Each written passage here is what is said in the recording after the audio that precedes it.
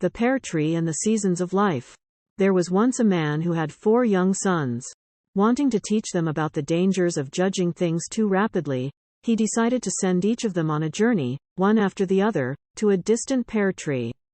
Each son went in a different season, the first in winter, the second in spring, and so on. At the end of the year he brought his children together and asked them what they'd seen.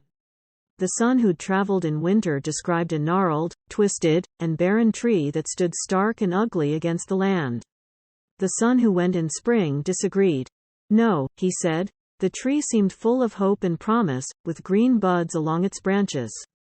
The third son, who'd traveled in summer, disagreed once more. The pear tree he'd seen was covered in beautiful blossom that looked and smelled divine.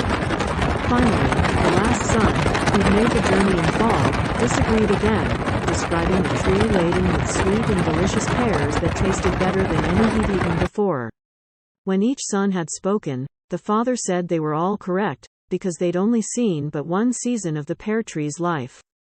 He explained to his sons that it's foolish and impossible to judge something in this manner.